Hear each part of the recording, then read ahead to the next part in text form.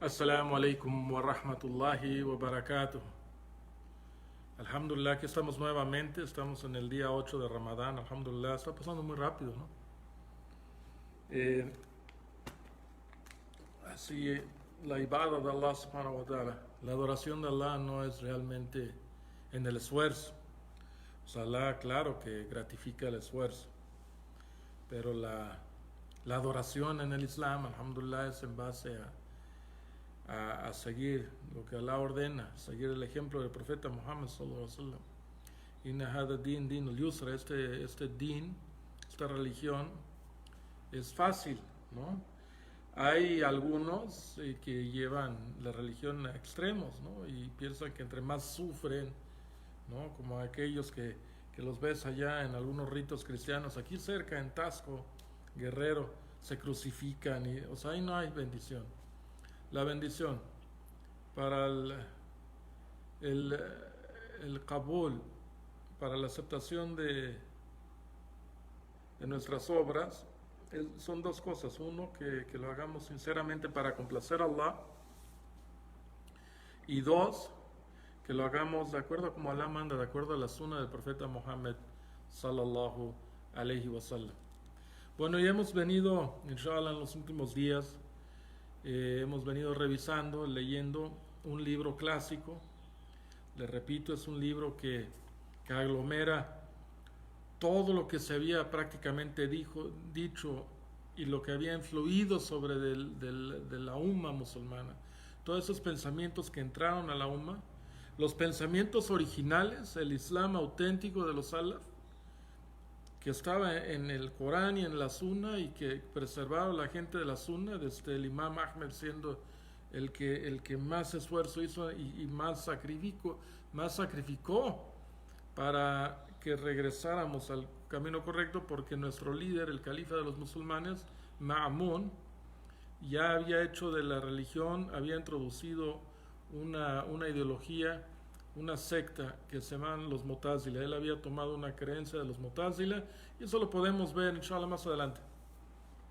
Pero Ibn Taymiyyah, dentro de todo esto, y casualmente subhanallah estamos casi en medio de nuestra historia, o sea, justo después, y esto es de reflexionar, hermanos. No sabemos cuándo va a ser Yom Al-Qiyamah, no sabemos, pero en nuestros días, estos días modernos con tantas cosas tecnológicas y demás, pues, y desde la caída del califato, que ya no tenemos sharia en nuestras vidas, ¿no? Más que cosas básicas, ibadat básicos, pero la sharia no, lastimosamente. Eh, o sea, Ibn Taymiyyah es casi en medio, y del principio entre Muhammad sallallahu alaihi wasallam y nuestros días, Ibn Taymiyyah está justo en medio.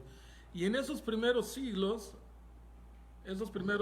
entre el profeta Muhammad sallallahu alaihi wasallam y Ibn Taymiyyah, pasaron muchísimas cosas ideológicamente hablando en la umma islámica.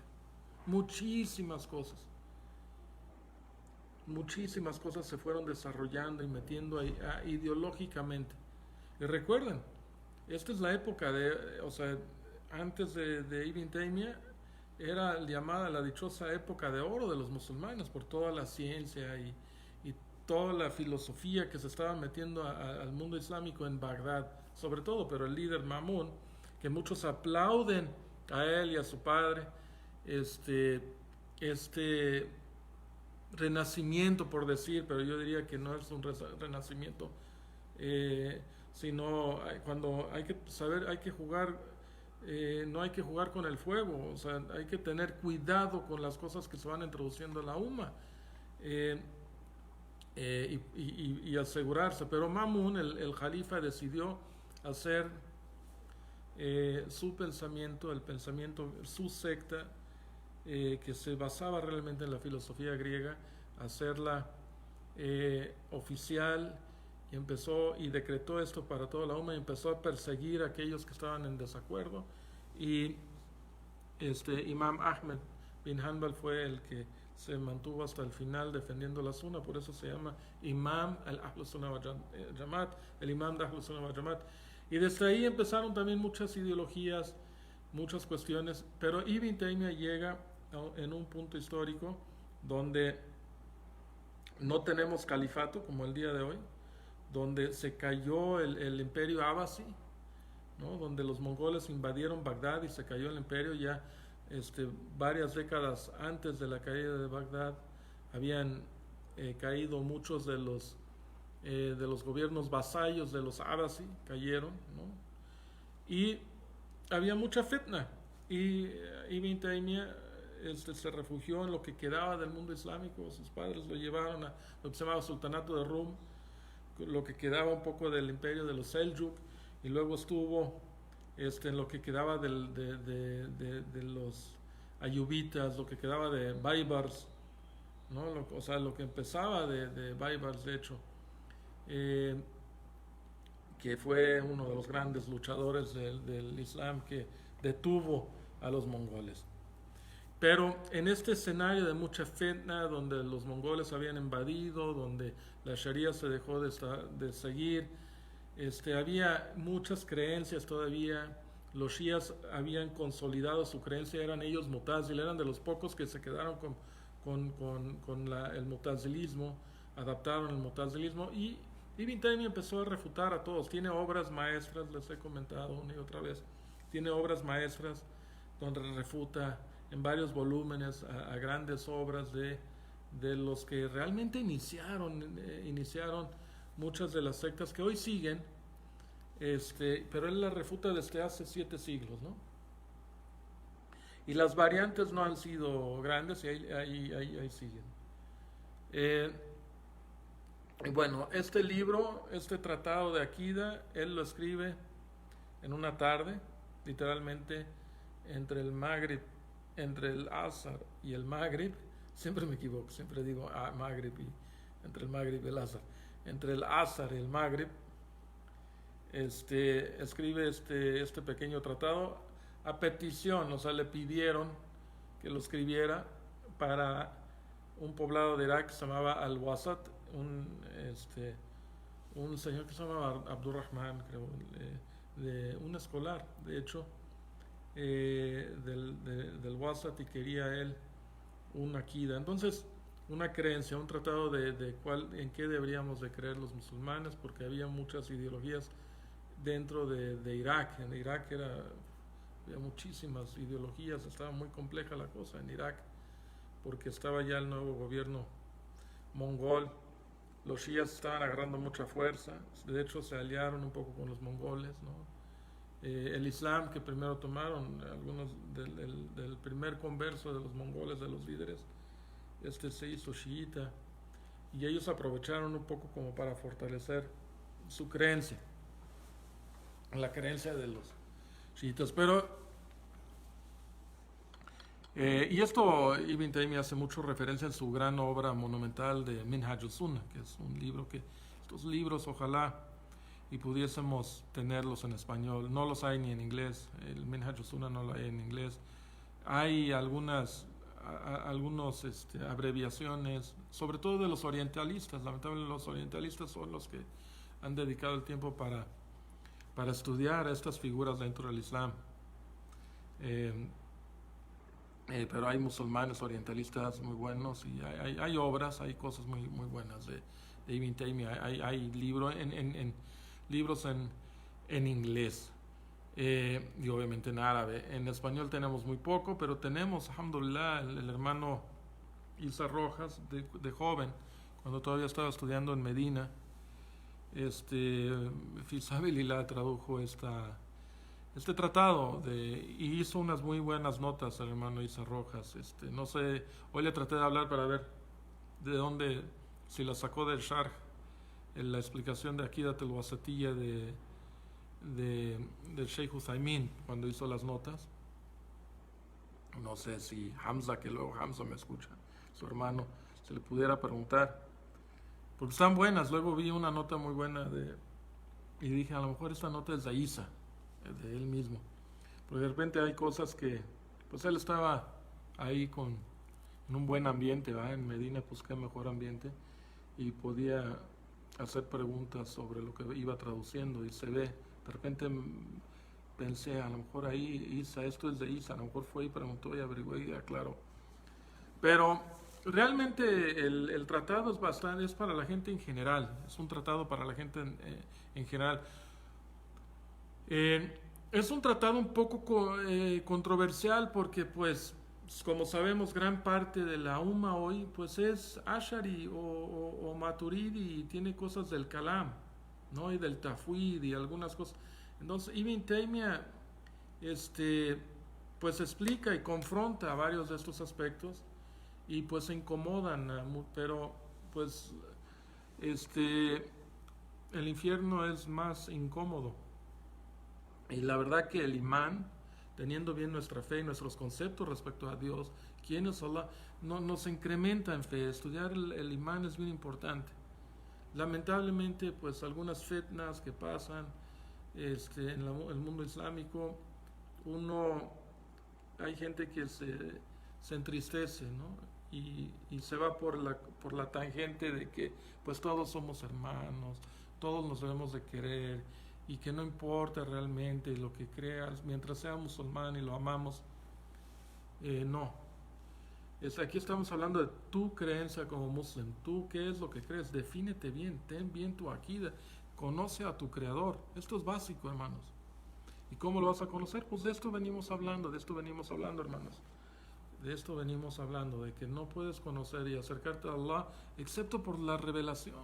O sea, ¿cómo vas a conocer? Te puedes acercar a Allah y Allah te guía hacia Él. Esto es qadar de Allah. Por tus experiencias, por varias cosas, tus contemplaciones. Esto no es en vano, debe de existir Allah, algo debe. ¿No? Pero desde pues Allah, ¿quién te dijo que se llama Allah? Pues todo lo vas aprendiendo. Y esta enseñanza está en el Corán y en la Sunna. Y aquí Ibn Taymiyyah, eso es lo que nos está enseñando, lo que dice Allah sobre sí mismo, lo que dice Muhammad sallallahu alaihi wasallam sobre nuestro creador. Tan, tan. Ahora llegamos a la página 54 del tratado del Aqidat al-Wasatiyya. Son 80 y tantas páginas de la traducción que tiene varias notas. Las notas no las he ido leyendo. Yo nomás quiero avanzar y quiero terminar o sea, quiero dividirlo en 10 días, 10. O sea, quiero ahorita ver el tratado de Aqidat al-Wasatiyya, luego quiero ver algo de Imam Ahmed, y luego estoy pensando ver algo de Barbahari, de Sharh de Sunnah de Barbahari, que es un libro también muy controversial, pero este libro influyó también sobre Ibn Taymiyyah, de hecho. El Imam Barbahari es una figura muy importante y es un tratado que a mí, porque hay varios tratados de Akida que todos deberíamos de leer, nada es irrefutable, ¿no? Nada, inclusive Ibn Taymiyyah también es refutable, o sea, se cuestiona y lo pueden cuestionar. Yo lo que he visto fascinante de Ibn Taymiyyah es de que, o sea, le quieren atribuir cosas, pero pues no. Yo no he encontrado ningún error, ¿no? Y reconociendo que todo hijo de Adán se equivoca. Lo mismo me pasa con Sheikh Uthaymin. El Sheikh Uthaymin de veras, ¿por qué? Porque pues van puliendo y refinando el akida. Pues el akida es algo del imán y está en el Corán y en la Sunna, pues, y si no te sales de esos parámetros, pues no hay problema. Pero cuando te pones a ver a los otros de la otra escuela, por ejemplo la escuela de Imam Ghazali, la escuela de la gente del Kalam, pues encuentras un montón de errores, contradicciones entre ellos mismos, ninguno está de acuerdo. Se escribe un tratado, se escriben cosas diferentes, o sea, lo que escribió Razi no es lo mismo que escribió el Jowaini, ni lo que escribió al-Ghazali respecto a Akida, tenían sus cositas ahí muy diferentes. No es lo mismo que Bikalani, ni es lo mismo al-Ashari o Maturidi. Ellos, o sea, si quisieras hacer una creencia de todos ellos, no la vas a encontrar. De hecho, muchos de ellos se reformaron al final, ¿no? Imam Ashari se reformó. El libro de Al-Ibana muestra que Ashari estuvo de acuerdo con lo que se promovía dentro de... Y estas eran las enseñanzas también de Barbahari, que yo creo, Allahu Alam, habría que... no me hagan mucho caso, esto lo recuerdo haberlo leído o visto en alguna plática, y más o menos coincide. Yo tengo ubicado a Barbahari como en el siglo XI, más o menos eran contemporáneos. Y Imam Ashari estaba escribiendo, Imam Ashari estudió con un Mutazili por muchos años, ¿no? Y luego él dijo, bueno, es que esta Mutazila no, vamos a tratar de apegarla al Corán y a la Sunna. Pero estuvo en correspondencia, este, creo que fue con Barbahari, Wallahu alam, pero uno de los salaf de esa época. Pero hay que investigarlo. A mí, como les digo, a mí no me citen ni investiguen. Yo nomás quiero estimular el pensamiento, inshallah. Bueno, empecemos con el tema. Estamos en la página 54 de la traducción que hay en español, que está en Islam House, que lo pueden encontrar en islamhouse.com.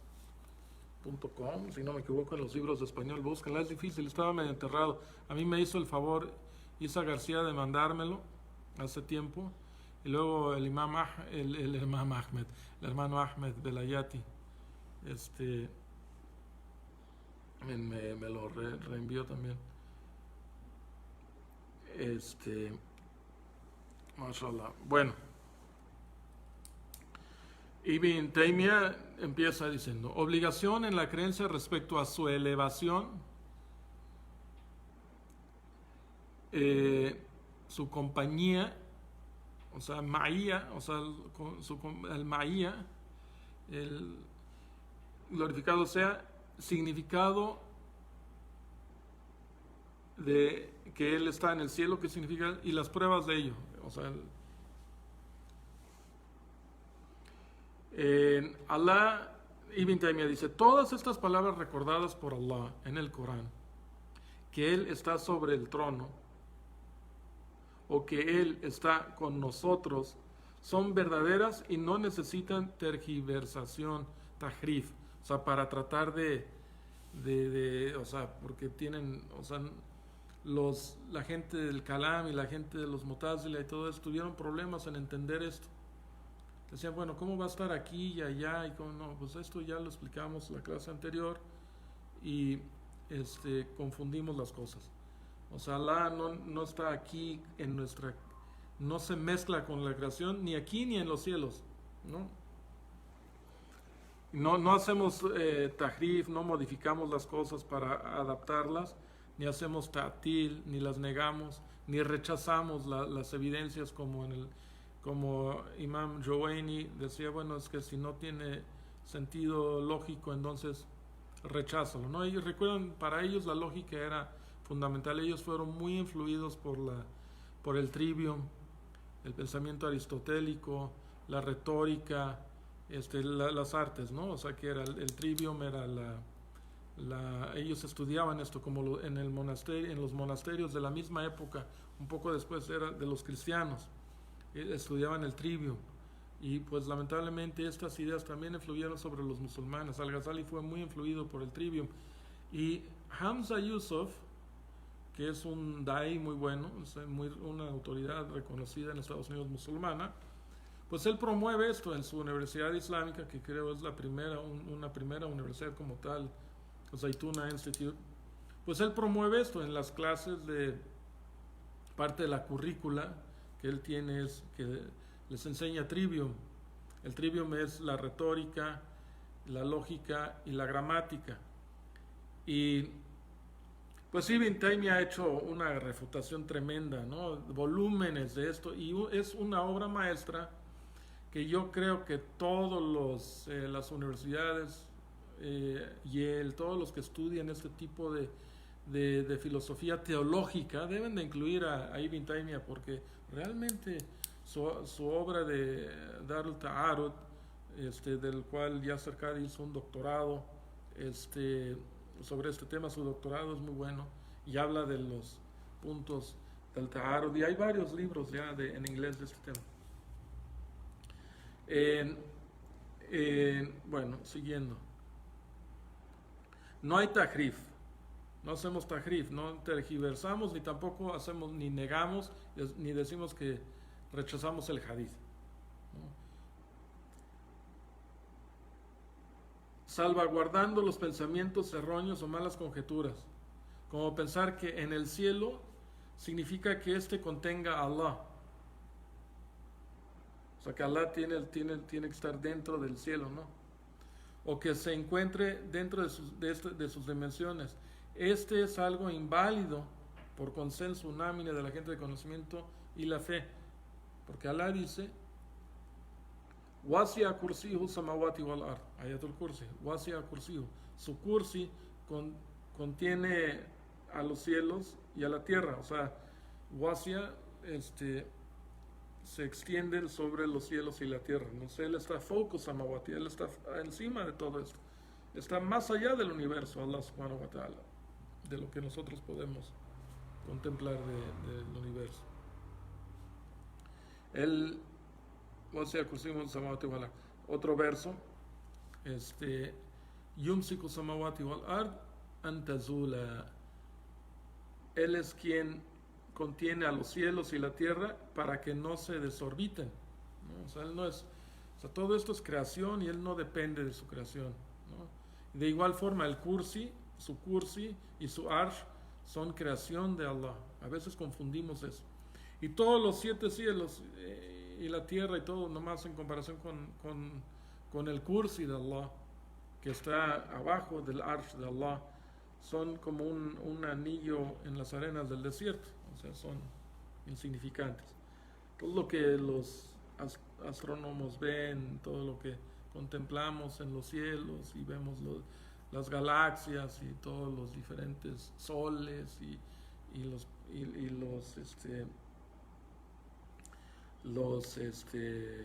pequeños universos, ¿no? Las vías lácteas, todo esto que vemos es parte de la creación, pero es minúscula al lado de lo que Allah tiene preparado. Y en el más allá hay Jannat, paraísos, ¿no? Y ahí son dimensiones, así como aquí vemos una estrella lejana, allá también vamos a ver, por ejemplo, la casa de fulán, que sabemos que fue un mejor creyente que nosotros. Podemos ver, mira allá, como en ese astro tan lejos, ahí vive fulán, tal hermano, tal muslim, tal imam, tal profeta. O sea, y ellos pueden bajar a conocer y bajar a diferentes lugares. Va a haber mercados para muchos. O sea, el Jannah es otra dimensión completamente, pero es muy real, no es algo fantasioso tipo descripción de Dante, ¿no? Algo así no es un sueño, sino es o sea, ningún sueño podría ser como allá, ¿no? Tus sueños más fantasiosos, tu imaginación, porque en el Jannah cualquier cosa que pudieras imaginarte, pues hay más, ¿no? Disney se queda corto. Otro verso dice, Yamsiku sama an taqa ala al-ardi illa bi'idnihi, y contiene al cielo para que no caiga sobre la tierra sino por su voluntad. Subhanallah, este es otro verso del Corán. Muchísimos versos que nos hacen contemplar sobre la majestuosidad de la creación, ¿no? O sea, como, subhanallah, estando nosotros, somos una pequeña, una esfera flotando en el cosmos, ¿no? Este planeta azul que es único, es muy particular, ¿no? No se ha comprobado algo parecido con vida, planeta con agua como es la Tierra, subhanallah, ¿no? Yo me acuerdo de chamaco que estudié en una escuela super laica, el colegio británico de Edron. Mis profesores, aunque estudié aquí en México, mis profesores eran ingleses. Y me acuerdo, un profesor me dijo que yo tendría que ser tonto si creyera que no hubiera vida en otros planetas. O sea, él estaba convencido que sí, pero mira, ya han pasado 40 años desde que me dijo eso, y la realidad, pues, han encontrado miles de planetas, miles de sistemas planetarios, y no han encontrado vida, y mucho menos como la nuestra, ¿no? O sea, no han encontrado un lugar como el planeta azul, como nuestro, que está flotando en el universo ahí nomás. Pero Alá en este verso nos dice Él contiene los cielos para que no caigan sobre la tierra. O sea, subhanallah, o sea, diario están pasando piedras y cósmicas y subhanallah, hay muchísimo movimiento de cometas y todo, y no nos pegan. Porque pero, subhanallah, esto es Allah subhanahu wa ta'ala nos pone, excepto, excepto con su permiso. Entonces, cuando nos caiga un meteorito, o sea, deberíamos estar temerosos. Hoy, Ojalá nos ha metido muchas pruebas nomás, pequeñas cositas, un terremoto aquí, brrr, tantito, unos cuantos segunditos, brrr, y ay. Y luego, ahora esta pandemia, que algo que ni vemos, ¿no? Pero espérate, que empiezan a caer astros del cielo. Hay que temerle a Allah. Pero esto viene de Allah, subhanahu wa ta'ala, ¿no? Y pues nomás miren la luna, como está llena de pedradas. Mashallah, la luna. La luna, Allah subhanahu wa ta'ala la creó. O sea, a mí lo que me llama mucho la atención de la luna, es de que, o sea, nosotros sabemos, realmente cuando vemos el sistema solar, ¿no? Está desproporcionado, ¿no? Desde los niños nos enseñan cierto modelo del sistema solar. Y ponen la Tierra y los planetas así. Pero la distancia entre la Tierra y la Luna, pues es muy poca, ¿no? Sabes que deberían de tenerlo. El Sol está mucho más lejos, está fuera de dimensión. O sea, no podrías hacer la clásica imagen así donde está el Sol y los planetas de afilados. No, el Sol estaría mucho más lejos, ¿verdad? Pero lo increíble es que cuando hay eclipses, o sea, el Sol tiene la misma dimensión que la Luna. O sea, a mí se me hace eso increíble, ¿no? O sea, que la Luna pueda cubrir el Sol, precisamente, ¿no?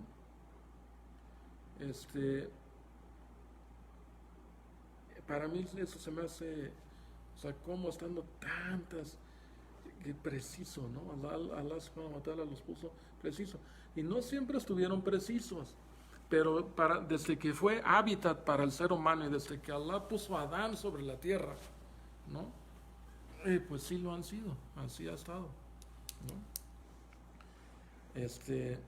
Pero estas son cosas de astronomía pero realmente así es. O sea, yo tomé un curso de astronomía con mis hijas, muy bueno, de Phil Knight creo se llama, de 60, 70 pláticas de Crash Course. Ahí es un breviario cultural, pero se lo recomiendo a todos los musulmanes, que te va explicando todo el cosmos, ¿no? Y tienes como musulmán muchas de estas cosas, tienes que tú estar definido y pues hacer caso nulo de mucho de lo que dicen, porque pues, o sea, hay que tener conocimiento y carácter y no dejar, o sea, saber extraer cosas que esto sí es, esto sí, esto no, y así. Furqan. El Corán y la Sunna es lo que te dan, un Furqan. Otro verso al respecto es: y entre sus signos está que el cielo y la tierra se sostengan por su voluntad, ¿no? وَمِنْ آيَاتِهِ أَنْ تَكُونَ السَّمَاءُ وَالْأَرْضِ بِأَمْرِهِ. O sea, se sostienen por la voluntad de Allah los cielos y la tierra. Ok. ¿Qué horas son? Llevamos ya casi media hora, es que el tiempo vuela. Obligación de la fe en la cercanía con su creación, y ello no niega su elevación y altura, ¿no? O sea, no porque esté tan cerca de ti como tu vena yugular quiere decir que, o sea, con su conocimiento. Dentro de lo mencionado, relacionado a la creencia en Allah, es la fe en que Él está cerca de su creación y responde a las súplicas de sus siervos, y agrupa estos dos asuntos en su palabra. وَإِذَا سَأَلَكَ عِبَادِي عَنِّي فَإِنِّي قَرِيبٌ أُجِيبُ دَعْوَةَ الدَّاعِ إِذَا دَعَانِ. Y si mis siervos te preguntan por mí, di: ciertamente estoy cerca de ellos, respondo la súplica de quien me invoca. ¿Okay? Y la palabra del profeta Muhammad sallallahu alaihi wasallam, que la paz esté con él, dice Muhammad en un hadith en Sahih Muslim: ciertamente a quien suplicáis está más cerca de vosotros que el cuello de vuestra cabalgadura. ¿Okay? Lo que es recordado en el Ibn Taymiyyah continúa diciendo: lo que es recordado en el libro y la sunna de su cercanía y compañía no contradice lo mencionado en cuanto a su elevación, porque está focus samawati wal ard, está encima de los cielos y la tierra, y altura, porque ciertamente no hay nada ni nadie como él en todos sus atributos. Él está elevado en su proximidad y él está cercano en su elevación.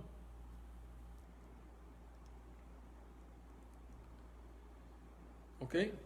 Obligación de la fe en el Corán, que el Corán es la palabra de Allah en realidad, y refutación a los grupos que lo niegan. ¿Ok?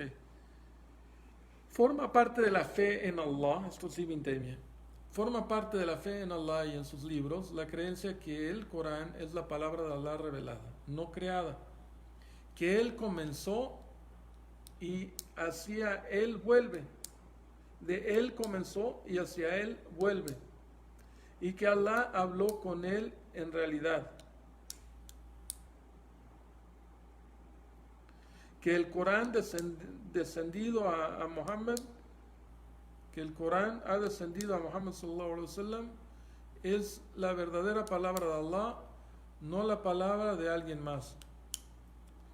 No es permitido decir, y esto es muy relevante con los argumentos de Ma'mun y de los Mu'tazila, ¿ok? Era un argumento, entonces es una refuta a los Mu'tazila, que seguían los Mu'tazila. Les digo que los Shías todavía son Mu'tazila, tienen las creencias de los Mu'tazila.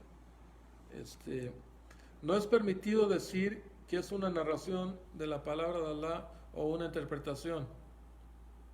¿Ok? Y también está diciendo, no es permitido decir que es una narración de la palabra de Allah o una interpretación. Es más, si es leído por la gente o lo escriben en los masajef, no deja de ser en realidad la palabra de Allah, glorificado sea, porque la palabra ciertamente se adjudica a quien lo ha dicho inicialmente, no a quien la transmite o la comunica.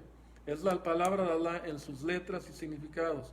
No es la palabra de Allah las letras, sino su significado, como el significado tampoco lo es sin sus letras.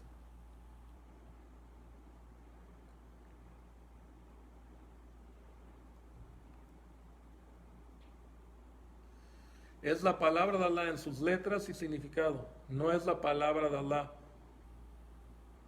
en letras sin su significado, ni tampoco como el significado sería sin sus letras.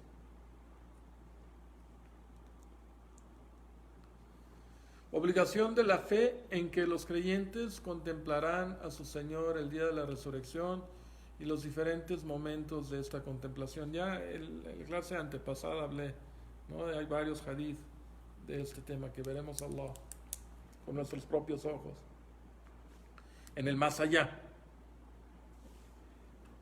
También, dice Ibn Taymiyyah, también entra en lo recordado acerca de la fe en Él, sus libros, sus ángeles, sus mensajeros, la creencia en que los creyentes verán a su Señor el día de la resurrección con sus ojos, como ven al sol en un día despejado donde no hay nubes, o como ven la luna el día de luna llena, sin haber obstáculo en su contemplación. Lo verán glorificado sea en el llano del día del juicio.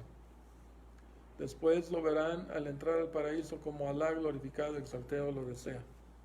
Lo verán, ya les dije que Él levantará su velo, ¿no? Ya habla de este tema. Bueno, yo creo que ahí le vamos a dejar, porque ahí termina Ibn Taymiyyah con respecto a los nombres y atributos de Allah. Ahora ya se mete a cuestiones de lo que es la tumba, las preguntas de la tumba y cosas. Ya estamos en la página, estamos en la página 58. termina en la página 85 y va a ir hablando de algunas cosas básicas de nuestra creencia. Inshallah los veremos. Espero terminar las próximas 2 o 3 clases para poder también ir viendo otros libros clásicos, o cuando menos partes de ellas, para irles introduciendo en algunas obras clásicas y traten de, hermanos, hablen, platiquen de estos temas, vamos conociendo los libros clásicos. Yo creo que es bien importante que conozcamos a nuestros ulemá del pasado, ¿no? Que sepamos, por ejemplo, quiénes son los grandes fuqahá, la época de los fuqahá, quién es el imam Abu Hanifa, quién es el imam Malik, quién es el imam Shafi, quién es el imam Ahmed bin Hanbal, quiénes fueron los fuqahá de Medina antes de ellos, quiénes eran los tabi'in importantes, los escolares de los estudiantes de los sahaba, y de los mismos quiénes eran los quiénes eran los escolares de los sahaba. Esto lo hemos visto en el curso que tuvimos en Teques hace tiempo. Vimos esto porque se tradujo, me ayudó un hermano a traducirlo, parte de Ilam al-Muwaqqi'in, Ilam al-Muwaqqi'in, Ilam al-Muwaqqi'in, el Ilam del Ibn Qayyim al-Jawzi, que explica como que la evolución de los fuqahá, de los grandes fuqahá que ha habido por lugar de la umma, ¿no? Los fuqahá de Andalus, los fuqahá de Medina, los fuqahá de Egipto, los fuqahá de Sham, los fuqahá de Irak, y cómo siguieron. Y pues es importante que conozcamos luego, por ejemplo, después del imam Ahmed, pues vinieron y fueron algunos contemporáneos, pero la gente del hadith, los estudiantes, y esta época de los muhaddithun, que estuvieron los primeros y los últimos, ya los últimos un poco influidos también porque al mismo tiempo pues seguía la cuestión de los mutazila, ¿no? Dejó de ser oficial y dejó de ser inquisitivo, pero no dejaron de existir los mutazila, ¿no? Abu Hassan al-Ashri estudiaba se me olvida el nombre de su maestro, famoso, el de Abu Hassan al-Ashri. Pero pues estas son figuras que deberíamos de saber muy bien lo que pasó en Naisapur cuando se formó la Nizamía. Esto es una historia importante, saber cómo se forma la Nizamía, saber cómo y luego cuando se establecen estas nizamías y las madrasas, cómo la UMA siempre tuvo sus propias instituciones educativas, y los diferentes gentes que las promovían, y los diferentes escolares que estudiaban en ellas, y conocer a los ulemá, a los clásicos, ¿no? A Ibn Jawzi, al-Baghdadi, ¿no? Al-Khatib al-Baghdadi, Ibn Salah, ¿no? Imam Nawawi, ¿no? Estos son antes que Ibn Taymiyyah. Luego Ibn Taymiyyah, sus contemporáneos, sus alumnos, ¿no? Que esto es lo increíble de Ibn Taymiyyah, que todos sus alumnos fueron grandes maestros, ¿no? Imam Dahabi fue un maestro, escribió, o sea, todo es una referencia para todos los grupos, ¿no? Inclusive yo creo hasta los shias usan al Dahabi para conocer algunas de las gentes de esa época, porque escribió volúmenes sobre datos biográficos de cada uno desde los tiempos de Muhammad sallallahu alaihi wasallam hasta sus tiempos, hasta los tiempos de Imam Dahabi. Ibn Kathir, ¿no? Ibn Kathir, y antes los mufassirun, antes que Ibn Kathir, por ejemplo, Tabari, Qurtubi, y pues luego hubo una época cuando los otomanos conquistaron Egipto y se apoderaron del califato, como que hubo una época un poco oscura, ¿no? Se fomentó mucho el sufismo, ellos fomentaron mucho la creencia de Ibn Arabi, de hecho, hicieron un mausoleo de Ibn Arabi, y y pues todos los líderes islámicos de los otomanos estaban ligados con el Qabariyya, ¿no? El Akbariyya, porque le dicen a Ibn Arabi Sheikh al-Akbar. Y honestamente Ibn Arabi hizo sus Futahat al-Maqiyya, y Ibn Arabi de veras fue un desastre para la Umma, lo digo. Y este Ibn Taymiyyah dice que el desvío de Ibn Arabi es peor que el desvío de los cristianos, porque muchos de los seguidores de Ibn Arabi empezaron a santificar a gentes, porque empezaron a creer en esto de que todo es parte de Allah, y que gente se volvían santos como parte de Allah, o sea, que se comunicaban, o sea, ya panteísmo, tipo hinduismo, y empezaron a santificar. Y decía Ibn Taymiyyah que la santificación de estos a sus líderes musulmanes, a sus maestros, es peor que la santificación de los cristianos a Jesús, porque cuando menos Jesús era el Mesías, era profeta de Dios, ¿no? Y buscaban intermediación con Jesús, que todo es shirk en esencia, pero que estos luego buscaban intermediación con gente fulán X, ¿no? Y a veces ni siquiera iban a las tumbas, ni siquiera sabían que estaba enterrado ahí, ¿no? O sea, y esto pasa en muchos lados del mundo islámico, ¿no? A veces hay gente ahí, tienen sus mausoleos y ni siquiera están enterrados en esos mausoleos, ¿no? O sea, hay evidencias, por ejemplo, no voy a dar nombres porque todos se espantan y se enojan, pero es que estos son los detalles que ya empiezan a dividir, pero pues entonces que nunca hay que hablar de ellos. Eso es cuestión de los masones. Los masones dicen no hables de religión ni de política. Sí, porque pues ¿para qué quieres conflicto? ¿Quieres una sociedad civil todo color de rosa? No.